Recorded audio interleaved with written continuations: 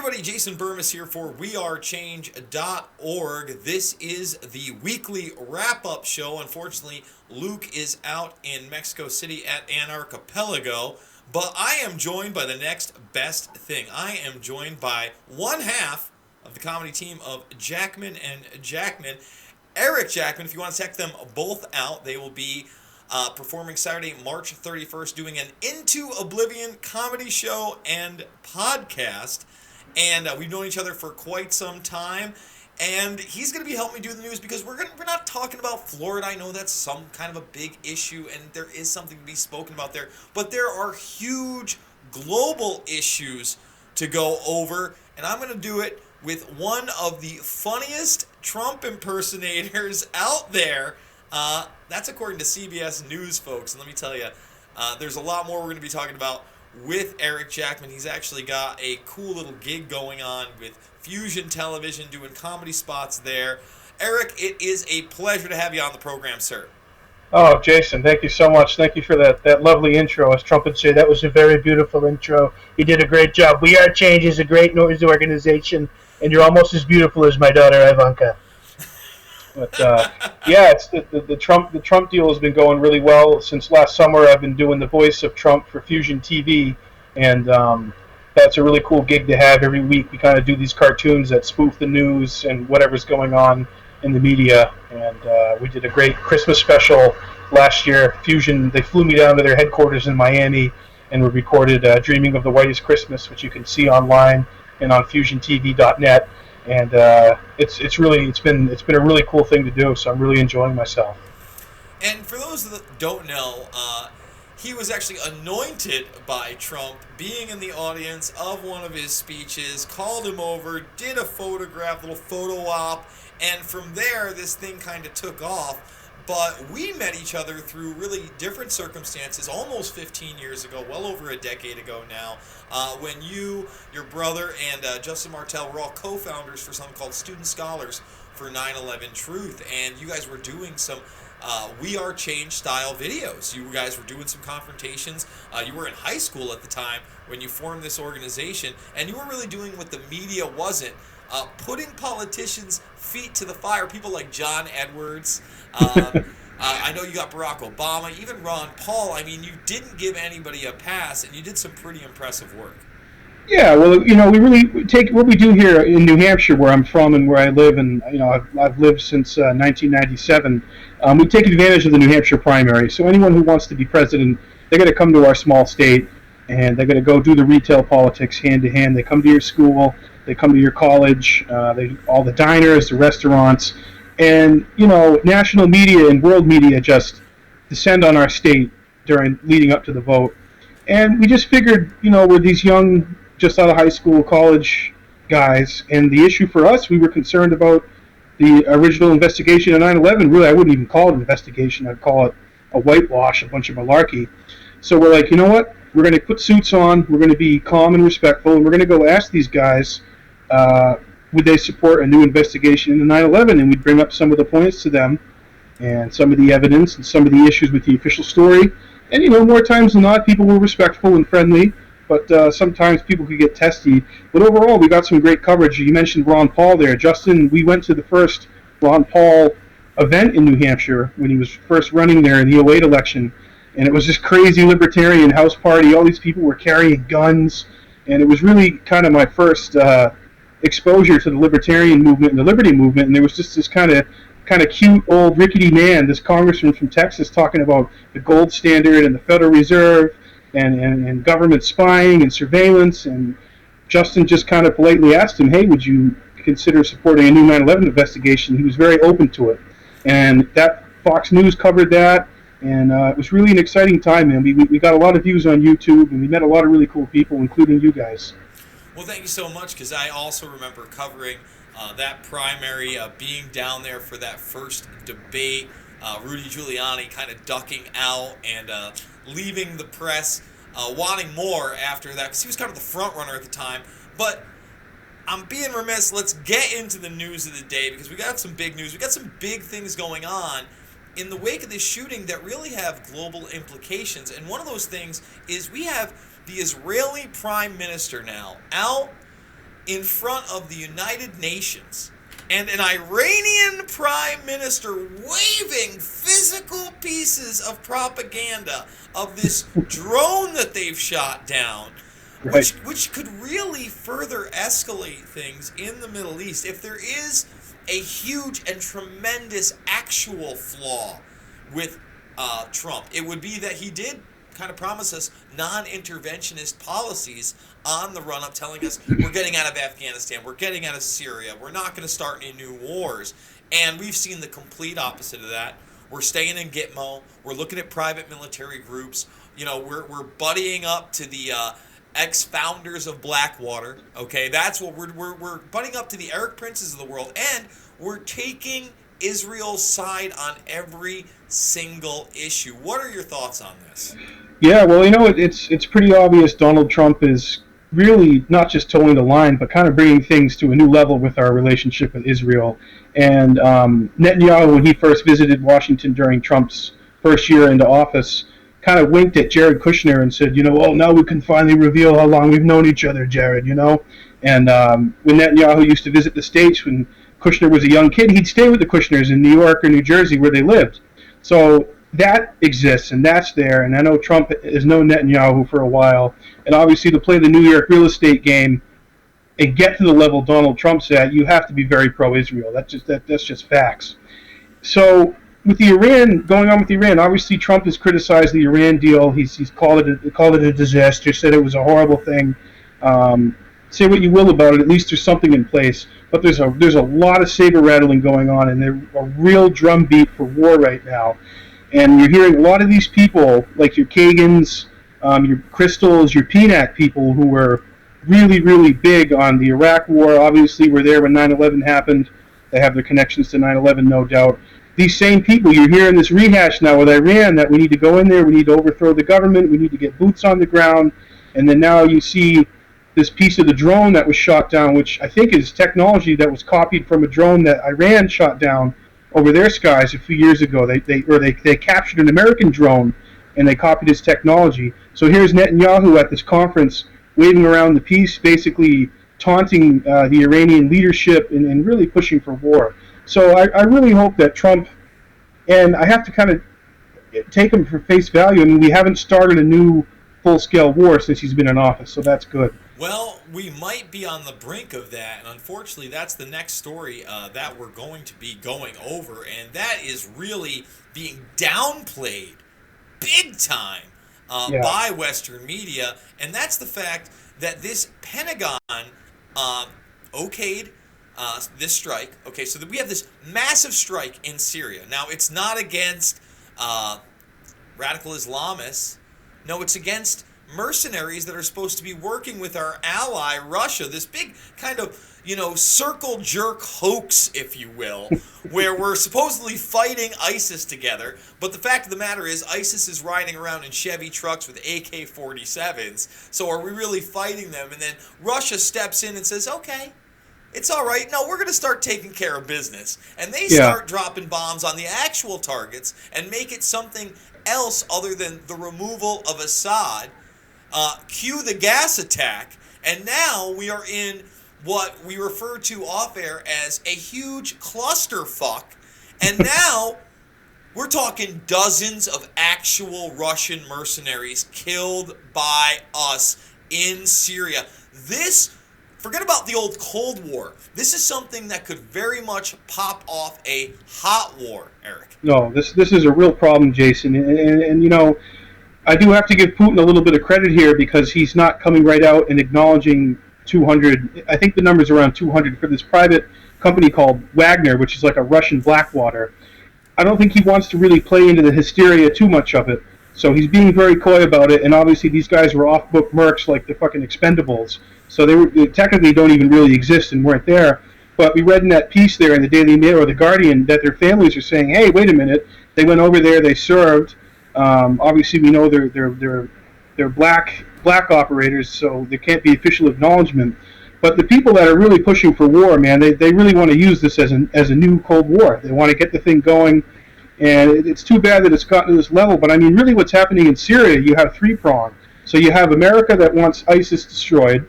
And then you have the faction who are against Assad, but also against ISIS, who are the Free Syria Army or Free Syria Yeah. forces. Hmm. And then you have the Russians, and Putin is in there exerting power and saying, okay, well, America is not really involving themselves too much, so I'm going to step in. I'm going to get Assad's back, which he has. And in that process, with all of that shit being mixed into one big bucket, it's got ramifications that, like you said, man, could lead to another world war. So And this is not a small scale operation, like you said, up to 200. And yeah, now families want to acknowledge, and we can give Putin that credit that he's not playing into the hysteria, but the bottom line is that this is going to affect relations geopolitically in ways that we can't even imagine. You just discussed Saudi Arabia. We know big things are happening over there. There are many people that have been in power for decades upon decades that are now holed up in a hotel, basically trying to buy their freedom. And those that aren't playing ball, they're going to prison or right. worse. And these are regimes that have literally been around, like I said, decades upon decades, perhaps even centuries in some cases. And you're seeing the usurpation of them, and very little Western media coverage, if any at all, that has any meat on its bones, that's doing any investigative journalism there. So you have to wonder where we are at this moment, not only in the Middle East, but throughout Eurasia, which of course seeps into Russia. Yeah, absolutely. I mean, NATO is always being very aggressive on the border of Russia with their drills. They have all the bases that surround Russia. So if you're looking at it from a Russian point of view, there's always aggression and there's always friction. And obviously, I don't know if the Russians have leverage on Trump. Who knows what they have on him? I do know if you look into his history, he's done business with very seedy characters from former Soviet states. Russ Baker from whowhatwhy.org has done a great series of investigative journalism on Trump's connections to Russia. So maybe Trump can kill two birds, avert nuclear war, and also cover his ass. So that could be part of it. And then, yeah, absolutely. I mean, Saudi Arabia, man, you want to talk about freaking big changes over there. I mean, obviously, Trump signed off on that $30 billion arms deal for the proxy war that's going on in Yemen. Our bombs and our hardware is bombing Yemen back into the fucking Stone Age. So that's horrible, and that's not talked about at all. You don't hear that at all. Absolutely not. The proxy wars in the Middle East are never discussed. But we're going to move on to our next story about something stateside that's not being discussed whatsoever, and that's the Dennis Hastert saga that is still going on to this day. Now, for those that are not aware, a couple months back, and we did this report on WeAreChange, another lawsuit was brought against Hastert. Now, this is separate from the lawsuit of the gentleman who he basically tried to frame after the FBI started asking questions of where this money was going, where he was paying off one of his victims, one of the people that he abused back when he was a high school wrestling coach. This is well before he had political aspirations, he had power. Do you think that pedophiles stop as they get more influence, more power, more money, more opportunities? Well, in the media, they even played it down a little bit more because this man has never been convicted of any kind of child abuse. They played it down to the fact that, these were high school age kids. Well, the other lawsuit says, I was a fourth grader and I was raped in a school bathroom. And the judge immediately threw it out because of statute of limitations. However, it has been reintroduced, and now they're haggling in court. And this is a man who is the longest serving Speaker of the House ever, Eric, ever. He was third in line for the presidency, and the mainstream media, the national media, refuses to pick up this story. This man walks around a free man today. Yeah, or he's being wheeled around in a wheelchair. But you know what, Jason? This really just proves that the pedophile issue, and something obviously you and I know about, and other people who've done their homework and done their research and know the history of it, pedophilia is part of that power game in Washington, in our government. That's how you get into power. That's how you hold power. So a guy like Hastert, who the people who were probably obviously involved early on in his career they knew about him. They knew what he was doing. They knew what he was up to. They're like, we can run this guy. We can control him. We can blackmail him. And the higher he climbs in power, the higher we'll go. So I've kind of really accepted, well, not accepted, but I understand that's kind of the way a lot of power scenarios work in our corridors of power in Washington. Well, it's And funny you actually mentioned the fact that, all these people around him must have known, and this is how you come up in politics. Well, one of his longtime aides just this week just got elected as the mayor of Oklahoma. Okay? And another one of his aides, his longtime aide, that is his live-in aide and stuck around, well, one of his accusers is his brother. So this oh wow, guy who now lives with Hastert, has been an aide for 20 plus years, maybe even 30 years at this point, Eric. One of his yeah. public accusers is his brother. So what do you think happened there? Did he abuse both of them, and did one of them take to it? Now, that's speculation. That's something to get me in trouble. I don't know that for a fact. And the bottom line is that this guy was a very powerful person in government, and the idea that he just stopped doing these things is probably beyond reproach. And that brings us to our next story. This, what appears to be a large pedophile ring that has now been outed through this investigation of a man that I can't even really pronounce his name. I believe it is Gihan Muthukumanara, who's only 27 years old and was basically trying to recruit a prostitute into abusing children sexually, physically, and even discussed putting young girls in acid for high-level political clients via live streamings, and she would be making millions of dollars and be well protected. This is just an unbelievable story. It's something that has not been discussed pretty much anywhere in the mainstream media. Breitbart, to its credit, an organization that I'm not in love with by any means, has done a small story about this. But other than that, you can see it in the Scotsman and I believe the London Independent. Yeah, well, it's no surprise, Jason, that we're not hearing about it at all. I mean, mainstream media won't touch this stuff because a lot of people in mainstream media are part of this stuff, as was revealed with the Franklin cover-up and scandal. People who were in the media out there in Nebraska were in the pedophile ring themselves. So this is stuff that, for your average person who's never heard about it or researched it or looked into it, makes their head explode, and with proper cause. But it's a sad reality of the way the power structures work in our world, in governments. And I've been a very big fan of David Icke the last couple of years, and he's really been talking about this stuff for 30 years. He was talking about Jimmy Savile and BBC and former Prime Minister Ted Heath being involved in pedophilia, abuse of children, and even murder. And he was laughed at. And then here we are now in 2018. A lot of this stuff has come to the surface, and he's been proven right. So it does exist. It's out there, and really all we can do is just keep exposing it and trying to tell people about it in a thoughtful, meaningful manner. Absolutely, and we do have to persist with this information because it's only by bringing this stuff into the public light that hopefully we can have our watershed moment, sort of like with this Me Too thing, and finally get rid of this scourge, because it's one of the most repulsive and disgusting things to imagine that the people that not only run our country but the world are often involved in these very dark things. And that's why I'm a part of the alternative media. It's because people like that are still in power, and our regular media refuses to report on it in any meaningful manner whatsoever, and often smears people that would discuss that stuff.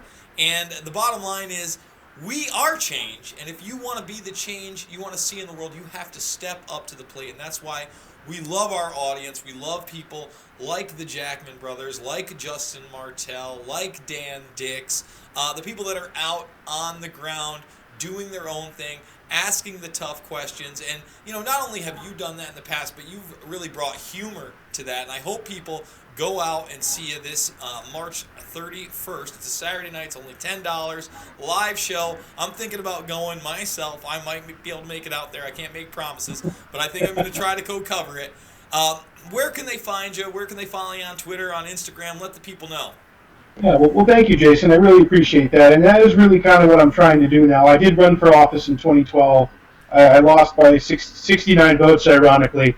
But comedy is a great way to get this stuff out here, out in the world, and for people to see it. So if people do like my stuff and want to learn more, my Instagram is Senator Jackman _ and my Twitter account is @Jackman Radio, and we're on Facebook as Jackman Radio. And I really appreciate being on here with you, Jason. It's been great. You guys do awesome work. You guys, WeAreChange is tremendous. You're beautiful people. Well, with that, I thank you so much, and I thank the audience for sticking with us. We will be back next week with Luke Radowski, hopefully.